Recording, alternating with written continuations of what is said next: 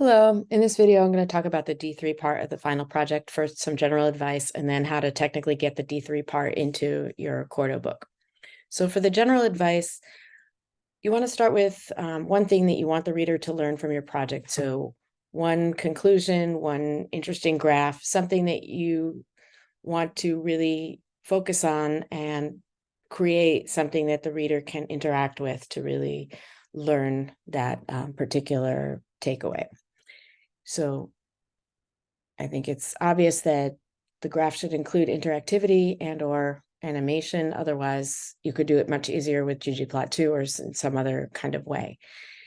What you don't want to do, and I've seen a number of students do this, is try to build a tool for the user to explore the data. That's not the point of this. That's useful in other contexts, but with what we're doing with D3, we want to focus in on one particular conclusion rather than giving them the ability to choose different variables and create different graphs. So on that note, you want to take advantage of the high level of customization that you can do with D3. So make it yours, make it unique. I'm going to go to the last point, which is to keep it simple. It can be creative, it can be unique, and it can be simple all at the same time. So it just does something kind of neat on a small scale, and you made it yourself. So those are the kinds of things that we're looking for. I'm going to get into the technical part of how you get the D3 into the Quarto book. So let's start with the way that we've been working so far. We have a standalone HTML file. It's got the head section, it's got the body section, and we have different pieces that go into both. First of all, when you work within the Quarto document, the QMD file, there's a lot of stuff that you don't need because it's going to get added by the Quarto process of converting your QMD files into an HTML book. It's going to add the header and body and lots of other stuff. So the only parts that you need to keep are the script to the D3 library, your script that includes your D3 code, and then whatever HTML you have that's part of your project. So anything that's not part of the SVG, for example, in this case, buttons, or it could be titles or anything else, is going to be included in that QMD file.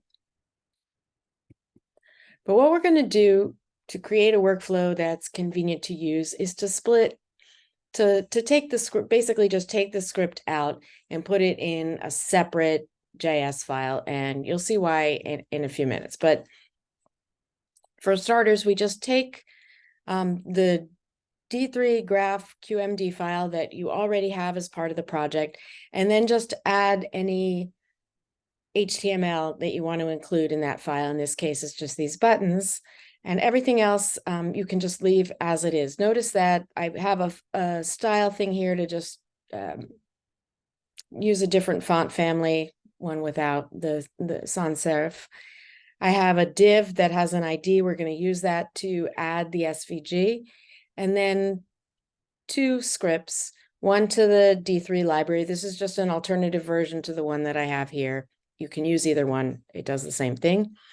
And then the script that links to your script that's going to have your code in it. And that's what's going to go in the MyScript.js file.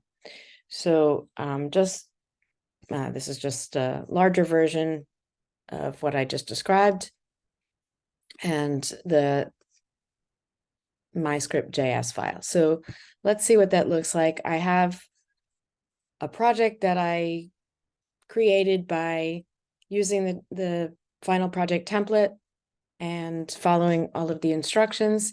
So now I have the D3 graph QMD file open, and I'm going to take a standalone graph that I made. This is one of the ones that we used in class.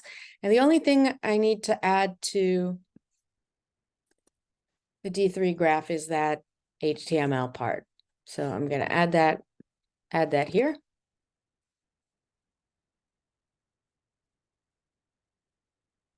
I'm not sure why I have that blank paragraph. That might just be to add a space. And then for the script, I'm going to take everything inside the script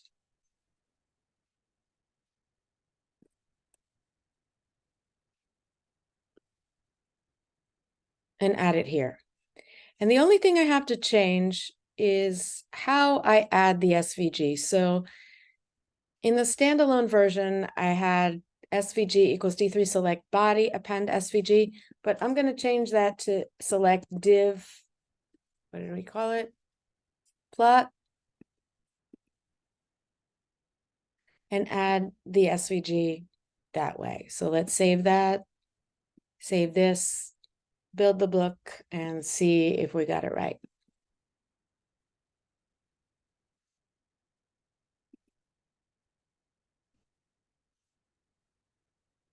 And now we have our interactive graph inside the book and everything works well.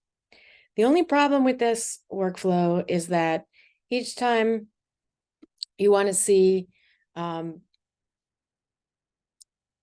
each time you want to see what the graph looks like, you have to render the book, and that can be a little bit time consuming. So what we're going to do is create a practice HTML file that's going to have the same contents as D3 Graph QMD, but you don't have to build the book to update it. It's a file that doesn't even necessarily need to be in your project, though it's a little bit easier if you do put it there. If you want, you could put it in the git ignore because it's really not part of the project. So I'm just going to copy the entire contents of this file and create an HTML file. And we'll call this practice. And notice if I open up practice, it's going to have the same graph. So the advantage is that I can make changes to the script. Let's say I want to change all of the blues, not that one, to greens. And save that. Then I can go back to the practice one and see what it looks like without having to render the book. So that's an option. You don't have to do it that way. The only thing you have to be careful about is if you decide to change something in the HTML part of it. So let's say, I don't know, I change this text, add bar to the right, then you have to do it in the D3 Graph QMD as well. So from time to time, you want to just make sure that it's still working in the book, but you don't have to render each time. And that's all. As always, let me know if you have any questions, post on Ed Discussion.